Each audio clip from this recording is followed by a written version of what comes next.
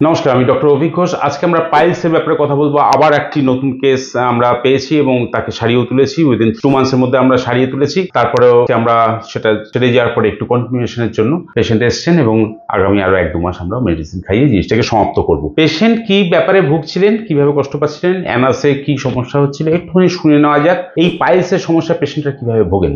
প্রথম রক্ত পড়ছিল ওখান থেকে, তারপরে জ্বালাও হতো, আর ওখানে ছোট মতো একটা বলির মতো চলে আসছিল। হ্যাঁ, তো শুরুটা কিভাবে হয়? তখন কি কনস্টিপেশন দিয়ে স্টার্ট হয়? শুরুটা প্রথম দিকে আমি ঠিক বুঝতে পারিনি, তারপরে মানে ওই জ্বালার থেকে মাঝে রক্ত পড়তো। তার মানে একটু ফিশারের টেন্ডেন্সিও ছিল, একটা পাইলস ছিল এবং ফিশারও সঙ্গে সঙ্গে ছিল। দুটো মিলে পেশেন্টের জ্বালা, যন্ত্রণা এবং ব্যথা, তিনটে জিনিসই ছিল সঙ্গে। কি হতো, প্রতিদিন টুল হয়ে যাওয়ার পরে ব্লিডিং আসতো এবং সেটা এই যে ব্যথাটা কখনো কখনো চলতো 2-4 ঘন্টা, আর জ্বালাটাও 2-5 ঘন্টা ধরে চলতো এবং ব্লিডিংটা বন্ধ হয়ে যাওয়ার পর নেক্সট টাইমে আবারও পটিতে যেতে তার প্রবলেম হওয়া এবং সেখান থেকে একটা ভীতি তৈরি হওয়া, যে কারণে বাওয়েল ক্লিয়ারেন্স না হওয়া এবং এই বাওয়েলটা দীর্ঘদিন ধরে পেটে জমতে জমতে একটা ডিসপেপসিয়া, গ্যাস অম্বল, অ্যাসিডিটিটাকে বাড়িয়ে তুলে টোটালটাকে হ্যাম্পার করা। এই টোটাল ব্যাপারটাকে কমপ্লিট করতে পারলো হোমিওপ্যাথি ওষুধে।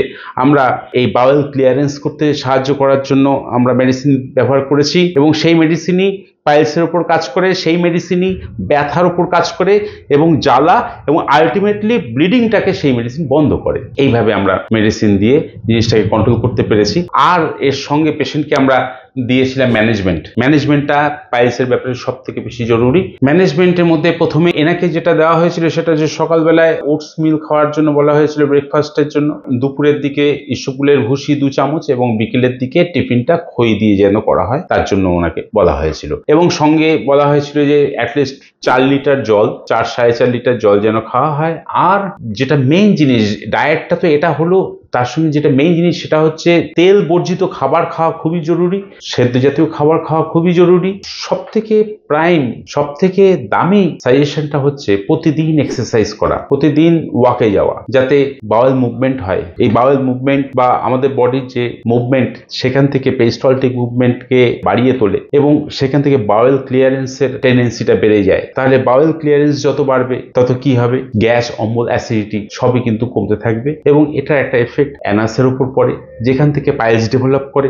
যদি আমার বাওয়েল ক্লিয়ারেন্স সুন্দর হতে থাকে তাহলে কিন্তু অ্যানাসের উপর প্রেশার কম আসে এবং পাইলস ডেভেলপ হওয়ার টেন্ডেন্সিটা অনেক কম হয়। তাহলে এর প্যারালালি যদি আমি বলি যে আমরা আজকে ওষুধ দিয়ে সারিয়ে তুলেছি, এই সারিয়ে তুলে যখন আমরা তাকে আবার ফেরত পাঠানো হলো এবং তার লাইফস্টাইল চেঞ্জ হলো না, আগের মধ্যে যদি থাকে তাহলে কিন্তু আবারও এই প্রবলেম ডেভেলপ করবে এবং পেশেন্টকে আবারও আমাদের কাছে আসতে হবে। তার থেকে বেটার আমরা সারিয়ে ফেলার পরে তাকে এবার রেগুলার এক্সারসাইজ করা এবং ডায়েট চার্ট ফলো করে আগামী দিনে চলতে হবে। এই সাজেশনই দিয়েছি আজকে। পেশেন্টকে আজকে ছুটি দিয়ে দেওয়া হলো, আর হয়তো বা নাও আসতে হতে পারে, আর আসতে হবে না।